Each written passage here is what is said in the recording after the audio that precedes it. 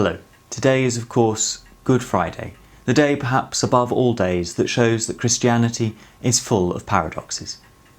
Today we come to celebrate and give thanks for the death of our leader. Although our liturgies are sombre, we mark today with a restrained joy. Not because Jesus died per se, but because of what his death achieved, although many Christians will disagree on quite what that means. The one thing that all Christians will agree on, however, is that on the cross, Jesus offers himself in sacrifice. Now, where much blood and ink has been spilled is over the question, what is the nature of that sacrifice?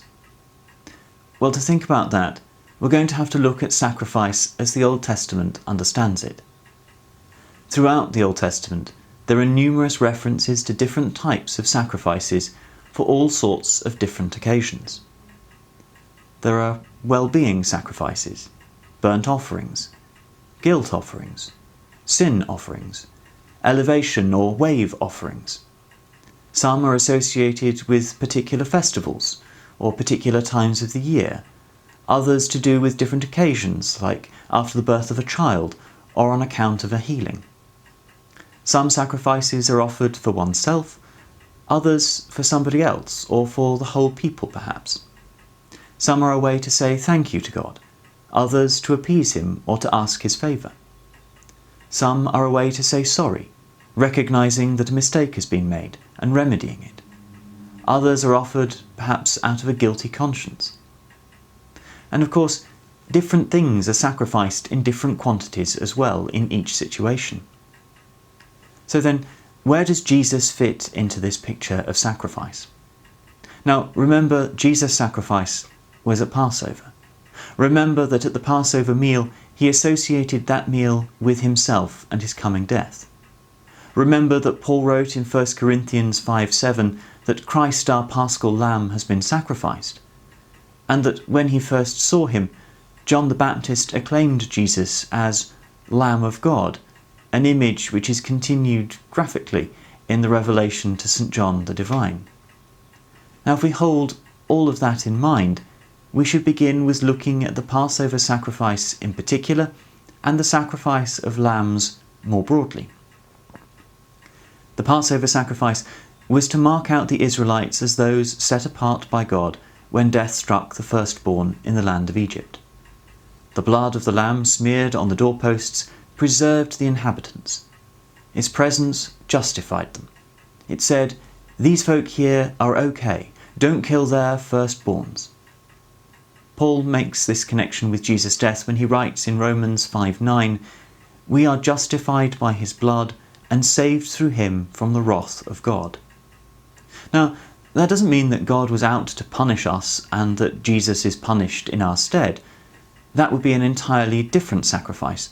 That would make him a scapegoat. And yes, that is one of the sacrifices of ancient Israel.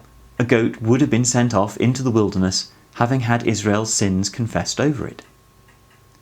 So Jesus' sacrifice, then, is one which sets those who believe in him apart, like the Passover did for the Israelites. But how do we now show this?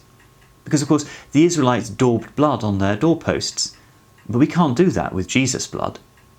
St. Paul writes to the Romans that the sacrifice in his blood becomes effective through faith.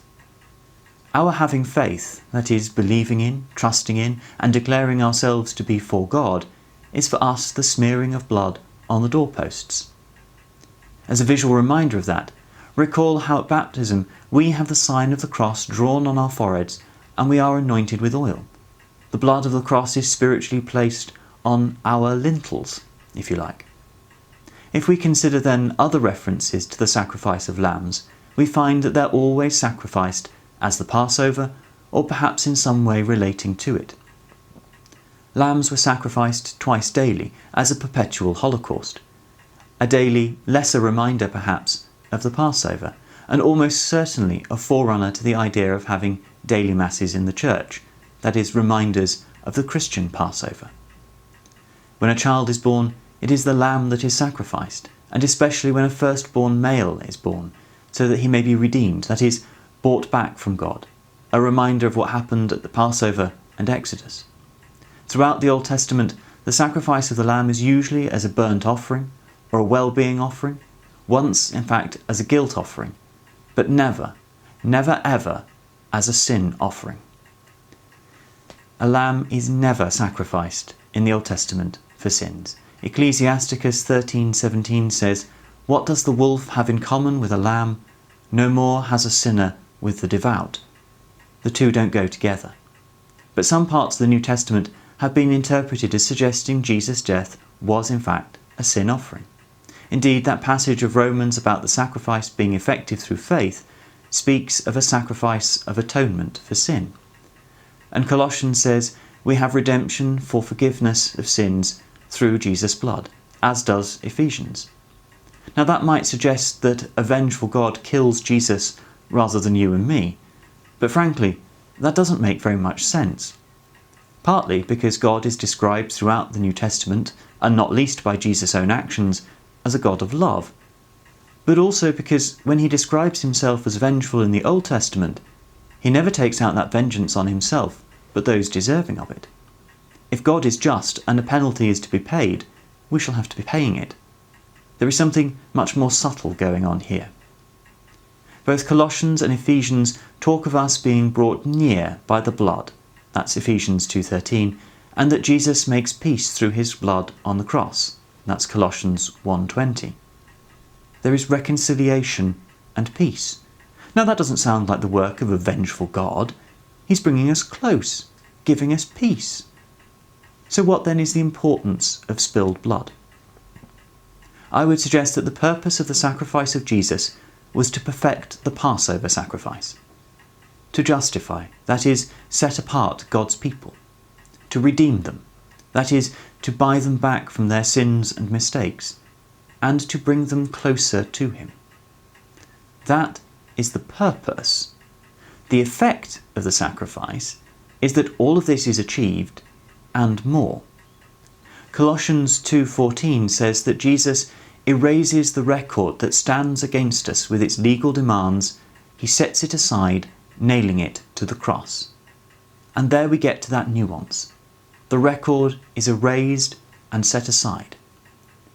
If Jesus is punished for us, then the record is regarded, upheld, and sentence carried out. But Paul is quite clear that that is not what the crucifixion does. The record that stands against us is erased, set aside, and nailed to the cross. That is, the record is destroyed and washed away by the blood of the Lamb. The blood of the setting apart and buying back sacrifice washes away all trace of the record that stands against us. No one is punished, no wrath is satisfied. Humans are a fairly vengeful species, and so this free gift is difficult for us to comprehend. The sacrifice is offered, we are told what the effects will be, and it's now for us to have the faith that makes the blood of Christ effective in our lives. The cross was supposed to be a dehumanizing, humiliating instrument of torture, a sign of punishment and fear. Instead, it has become the greatest and most powerful image of love. May the passion and death of Jesus Christ fill your hearts with a greater hope this Eastertide and always. Amen.